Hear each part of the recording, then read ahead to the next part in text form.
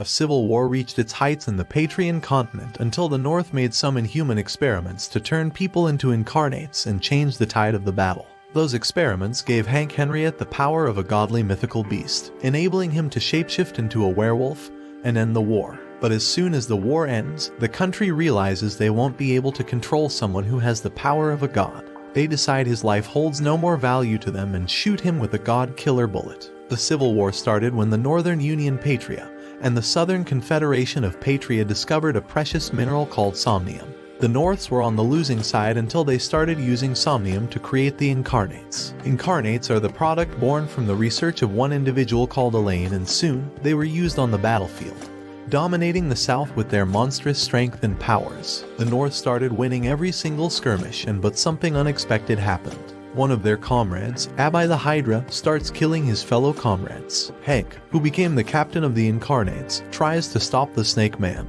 Abby gets his conscience back for a few seconds and begs Hank to stop him.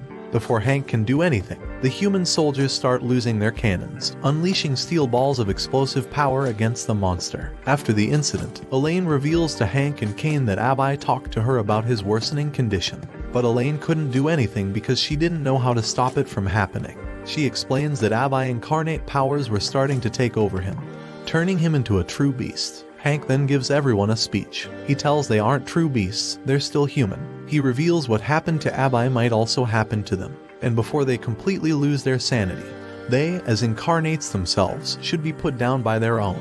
A couple of weeks later, the North started marching towards the southern capital, which also costed the squad their members, losing their sanity to the beast inside them, forcing their comrades to put them down. After a long and arduous series of battles, tomorrow at dawn, they're gonna march to the capital. Hank notices his comrades are losing heart and announces that he's going to ask Elaine out, since pretty much everyone in the squad pushes him to be with her, which surprises the squad, as Hank asks them to celebrate it with him once the war is over. Later that night, Hank visits Elaine and she asks him to talk outside. Elaine reveals to him that the war is already over and that the North and the South's already preparing for the peace treaty. Except, it doesn't include the Incarnates. Even though they are regarded as gods in the battlefield, many people still fear them. And once the war is officially over, the Incarnates are going to get disposed of. Elaine then shoots Hank with a god-killing bullet, and tells him that all Incarnates will eventually lose all their humanity to the beast inside them. Once that happens, the Incarnates will be the greatest threat that humanity will ever face, greater than the war itself. Elaine tried so hard to find a way to prevent Incarnates from becoming mindless beasts, but her only solution is to kill her furry comrades before they become a menace to society, especially since she created them in the first place. She also adds that Hank's too kind and gentle. He'll try to stop her, so she has to kill him first before going after the remaining Incarnates. With her is their childhood friend, Kane Madhouse. The two plan to kill the squad tonight, but then something happens. Kane betrays Elaine and shoots her. As Hank's vision fades, he sees Kane laughing before finally losing his consciousness. 2 months later, Hank wakes up in the military hospital. Second Lieutenant Lisa Runcastle tells him that the war is over, the Incarnate squad disbanded, and most of them became insane and was sent off by Kane to go wherever they want. She also tells Hank that Kane and Elaine have been missing since that night. After being betrayed by his childhood friend, Hank goes on a mad quest to slay the remaining Incarnates and find out where Kane is. And so Hank goes hunting, starting with his friend and comrade, Eddie. Eddie tells him that he's a war hero thanks to the power of the Incarnate. But Hank tells him that Incarnates don't have a place in this world, especially if they're going insane and killing people. Hank throws his spear and detonates the bomb attached to it, killing Eddie. A few days later, Hank visits William Bancroft's town to kill him. William Bancroft returns to his town in his dragon form. Although he's been relatively tame compared to Eddie and Abby, Hank has to kill him to prevent him from becoming a threat to the people. While resting in a bar, a girl suddenly bursts into the room and shoots Hank with a rifle. But normal bullets can't easily kill an Incarnate, and so Hank goes after her and takes her away. He interrogates the girl and she reveals that she's John William Bancroft's daughter, Shawl. However, Hank's got someone in mind, Danny, another Incarnate in town, who is his target. He tells Shawl to stay put and goes to confront Danny. Hank faces Danny and tells him of his crimes, which are looting merchants on the roads and pillaging their wagons. Hank asks Danny if he can still remember the oath they swore back then, but Shawl interrupts them and goes between them, trying to stop Hank from killing Danny. Danny transforms into a rhino-like beast and starts attacking Hank. but Hank's already on his shoulders. Hank pierces Danny's chest with his bomb spear, detonating it as soon as he gets off the creature. The bomb explodes, and with Danny's defeat, Hank delivers the final blow. But before he can do that, Danny tells him that he only did that because their town is so poor they couldn't even drink coffee. With his final words heard, Hank shoots him down, finally ending the horrors that merchants experience while traveling roads. Before leaving, Shawl asks him if he's going to kill more of his comrades. Hank answers that they swore an oath. Once someone happens to turn into a beast, they must die. Shawl tries to stop her, but Hank's already made his mind. She then decides to accompany him on his monster hunting quest. A couple of days later, Hank and Shawl arrive in a town that's currently being terrorized by the Minotaur Incarnate. Apparently, the Incarnate creates a fortress made by disassembling the city inhabitants' house, while also telling everyone that the enemy will be coming. There's no better time than now to prepare for war. Lisa informs them that they need to put a stop to the guy, as every citizen will become homeless if he continues to build his fortress. Hank tells Lisa that he's going by nightfall, and once the night arrives, Shawl accompanies him into the fortress entrance. However, while exploring the fortress, Shawl springs a trap, which almost slices her in half, but Hank saves her just in time. She then asks Hank about the Minotaur, and Hank tells her about Theo's backstory. Hank tells Shawl about Theo being a panicky and full of PTSD, which didn't surprise him given how Theo erected such a massive fortress full of traps. Once they reach the entrance, Hank leaves Shawl to face Theo. Hank finally reunites with Theo, and the Incarnate greets him with his usual anxiety over imaginary enemies. Once Hank clears his intentions, Theo transforms into a Minotaur, activating his trap cards. Hank becomes trapped from Theo's barrage of projectiles, and as soon as Theo's about to finish him off, Hank transforms into a werewolf. The Minotaur's traps are no match for Hank's keen senses and insane agility.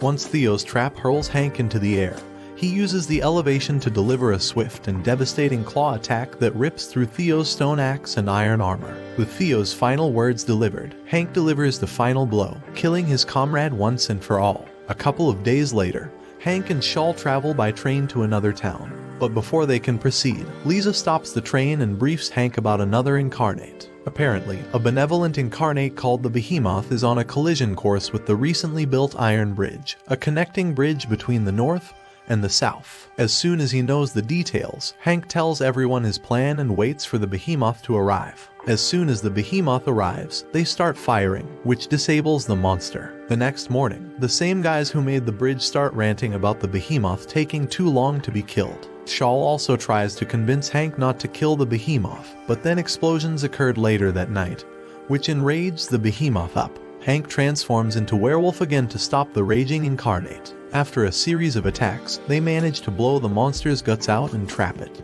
However, the monster still moves, walking as fast as it could toward the bridge. And then, an area collapses from the cliff's edges, revealing the view of the ocean. Apparently, Artie's just a man of few words but longed to see the ocean. As soon as the monster sees the ocean with his own eyes, it falls. A couple of days later, the group arrives in another town being terrorized by another Incarnate. The next day, the group sees the victims of another attack, and one of the kids confesses that he saw what happened last night. Lisa tries to interrogate the kid, but he runs off. Shawl tries to talk to the kid but ends up getting targeted by the Incarnate Gargoyle. Once again, Hank arrives just in time to save her. The gargoyle tries to tell Hank that what he's doing is pretty much justice, but a little bit more bloodier than usual. Hank doesn't accept this and the two square off, forcing the gargoyle to flee. Later that night, Hank confronts the gargoyle once again to end him, but the gargoyle shoots him with a god-killer bullet. Hank reverts back to his human form. As soon as Shawl and the kid are about to get absolutely murdered, Hank removes the bullet by force and charges toward the gargoyle, piercing through its chest, killing it. However, Kane arrives and kidnaps Shawl. He tells that Hank must attend their invitation or Shawl will get an Elaine treatment. Hank attends the party, only to end up getting surrounded by Incarnates. The attendees are all nobles and royals from all over the country sympathizing with Kane's cause. But they get turned into a bloody soup as the Incarnates go on a killing spree, murdering everyone. Hank tries to fight off the Incarnates, but he's simply outnumbered. Luckily, a group of soldiers arrive and start shooting the Incarnates. One of the soldiers fires off a cannon at Kane, making a hole in his chest. Hank sees this and harpoons Kane right on the face, detonating the bomb afterward. But Kane's powers fully heals him back up. He then shoots Shawl down, triggering Hank's memories of losing Elaine, his loved one. Those memories make him transform into a giant white wolf, ravaging the town. He then goes missing after literally turning Whitekirch into a mess. A few weeks later, Hank finds himself aimlessly traveling into the frozen mountains somewhere in Patria. After walking a little bit, Hank gets attacked by another incarnate, a werewolf just like him. The werewolf asks him why he declined Kane's proposal and keeps pressuring him to transform into his real form. However, Hank's too weak to do anything, especially after transforming into a massive train wreck. He tries to flee, but the incarnate can smell him from afar. The werewolf charges at him and attacks the tree he's hiding behind, but Hank dodges the attack and manages to shoot the werewolf, who still resists and charges at him, injuring his left shoulder. After Hank's pathetic display of power, the werewolf tells him he'll make him transform and leaves the scene. That night, the werewolf finds Hank in the same spot again and challenges him, but this time around, Hank transforms into his werewolf form and squares off with the beast. The two monsters fight, and as Hank mindlessly attacks the werewolf, he remembers his transformation as the giant white wolf and reverts back to his human form. The werewolf finds Hank's power play super pathetic and decides to throw him at the nearest cliff. He then keeps on stomping Hank's bulky chest, but the same soldiers from the Whitekirch saves Hank. However, Hank falls as the cliff starts to collapse. Hank wakes up on Shaw's lap and she tells him that she went back to her hometown. Shaw tells her that her father, whom Hank previously shot dead, reanimated as a zombified incarnate, so she killed him. After killing her dad, Shaw informs him that somehow she understands why Hank is killing incarnates. Hank talks about his worries and she comforts him. Hank asks Shaw that although they might turn into monsters someday, him included, she shouldn't forget about them. They're still humans and desire to live as one. Hank leaves and sets out to finally kill his friend and comrade, his werewolf in arms. But the wolf's howl pierces Hank's ears, deafening him from his mission. Shaw arrives and shoots the pesky beast, giving Hank the opening he needs to transform back into his werewolf form. The furries fight once again, and with Hank's final blow, another incarnate is laid to rest. A few weeks prior to the final battle, Kane, a couple of remaining incarnates, and their loyalists established the country of New Patria, a separate state where incarnates are pretty much the Olympian gods. With this new threat, the North established a task force to track down Kane and end his madhouse of atrocities. Hank joins this group of soldiers specializing in incarnate extermination. With a little help from Shaw and Lisa, the battalion marches into the fortress and they're immediately greeted with arrows from the centaur incarnate, Miles. Hank transforms into his werewolf form to apprehend Miles, luring him into a trap. But Miles stands up and heals his bullet wounds, quickly fleeing the scene while the soldiers rain bullets on him. The next day, the army readies themselves to start digging trenches. Later, the trench commander signals the attack, and waves upon waves of northern soldiers rush to the fortress to eat iron balls, which is led by Hank. Although the Northmen manage to get to the fortress foot, Miles ambushes them from behind and starts free-firing his arrows, killing the northern soldiers left and right. Miles tries to lure the soldiers away from the main army, but he's heading to a trap. The soldiers trips the centaur and he gets jumped by Hank, who pierces Miles's chest and fires a flare, signaling the commander to bomb his location. Although Miles manages to regrow his limbs, the area suddenly gets covered by pink mist. It was Abai's poison. Hank ends Miles' condition, thus preventing the incarnate from horsing around. But before they can do anything, Kane shows himself and blasts every soldier's heads. Hank senses this and throws his harpoon at Kane, destroying his right arm. He then fires a shot, but Kane turns into mist, only to reappear again. Kane reveals to him that he built a new empire for everyone, for humans and beasts, an utopia where everyone can live in harmony. He tells Hank that humans are deranged creatures and incarnates are born from it. Seeing his friend lost his mind already, Hank transforms into his werewolf form and starts attacking Kane, who has God mode on. Kane creates multiple clones and uses them to attack and wound Hank. The sun shines and Hank turns back into his human form, but Shaw appears and reminds him he's still a human, not a monster, and he still has to fulfill his oath. Seeing Shaw makes Kane memories and rage to kick in, because Elaine loved Hank instead of him.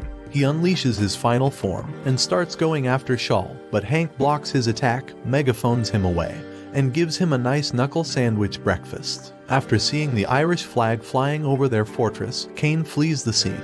With the new threat coming from the west, Hank and Shaw departs on an adventure to find out the magical beasts and kill them before they turn the entire continent into a grand